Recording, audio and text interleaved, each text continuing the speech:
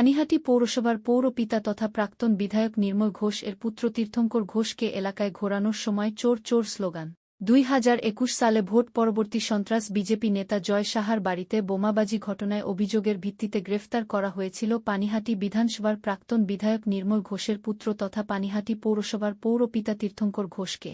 আজ তাকে সোদপুর অমরাবতী অঞ্চলে নিয়ে আসা হয়। পুলিশি নিরাপত্তার ঘেরাটোপে তাকে ঘোরানো হয় এলাকায় যেখানে বোম মারার ঘটনা ঘটেছিল সেই সমস্ত এলাকায় তাকে ঘোরানো হয়, পাশাপাশি নিয়ে যাওয়া হয় অমরাবতী মাঠেও। সেখানেই জড় হয় বিজেপি কর্মীরা চোর চোর স্লোগান দিতে শুরু করে তীর্থঙ্কর ঘোষের উদ্দেশ্যে।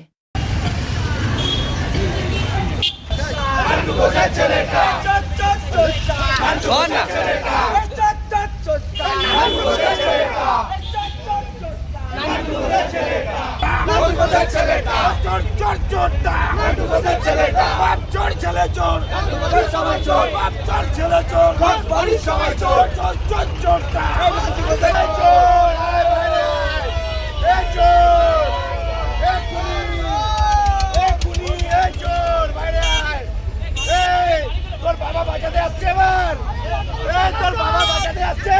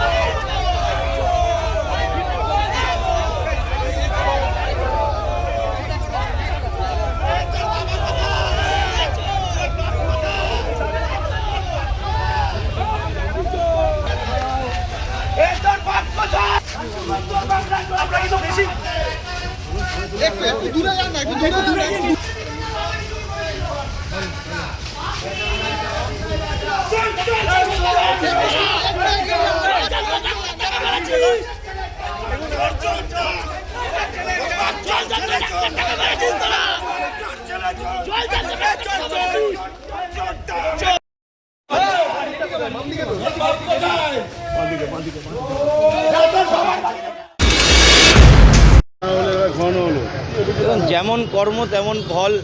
2021 সালে সারা পানিহাটি জুড়ে এক একটা বিজেপি কর্মীর ওপরে যেভাবে নির্মম অত্যাচার চালানো হয়েছিল, মুখ্যমন্ত্রী তথা প্রশাসনের ওপরে ভরসা রেখে আস্থা রেখে আমি কেস করি। আমার বাড়িতে যেই বোমাবাজি করেছিল, মিথ্যে মামলা দিয়ে আমাকে জেল খাটিয়েছিল, তো আমি কেস দায়ের করাতে আজকে পরিণতি ভুগতে হচ্ছে। যা করেছে তাই পাচ্ছে ফেরত। এখন বিগত 25-30 বছর ধরে পানিহাটিটাকে একটা দুষ্কৃতীদের আঁকড়া বানিয়ে রেখেছিল। এখানে একটা দুর্গ তৈরি করেছিল। ওরা ভেবেছিল যে এই ক্ষমতা ওদের জন্য চিরস্থায়ী থাকবে, যা চাইবে তাই করবে। পানিহাটিকে ওরা বাপের সম্পত্তি ভেবে নিয়েছিল। আজকে ক্ষমতা চলে গেছে, ক্ষমতার অপব্যবহার করলে পরিণতি কি হয় সেটার নিদর্শন আজকে পাওয়া গেছে।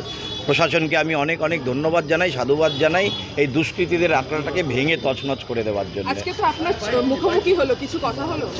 কি কথা বলবে? চোখে চোখ মেলাতে পারছে না, চোখে চোখ মেলাতে পারছে না। যারা একসময় বলেছিল যে পানিহাটিতে আমাকে থাকতে দেবে না, আমাকে নাকি ড্রেনের ধারে পড়ে থাকতে হবে, আমাকে কি দিন দেখতে হচ্ছে আর ওকে কি দিন দেখতে হচ্ছে। আজকে যদি আমি চাইতাম ওকে ওর পরিণতি আরও ভালো করে বোঝাতে পারতাম, কিন্তু কুকুর কামড়ালে কি কুকুরকে কামড়াতে হয় নাকি? নির্মল ঘোষ তার বাবা, তিনিও বিভিন্ন অভিযোগে অভিযুক্ত, কিন্তু এখনো পর্যন্ত তাকে অ্যারেস্ট করা হয়নি। তীর্থঙ্কর ঘোষ যখন ধরা পড়েছে, নির্মল ঘোষ ধরা পড়াটা শুধু সময়ের অপেক্ষা। জেল না খেটে পানিহাটি ঢুকতে পারবে না, পানিহাটির মানুষ মেনে নেবে না। আমরা তো সাধারণ মানুষ, কান টানলেই তো মাথা আসবে।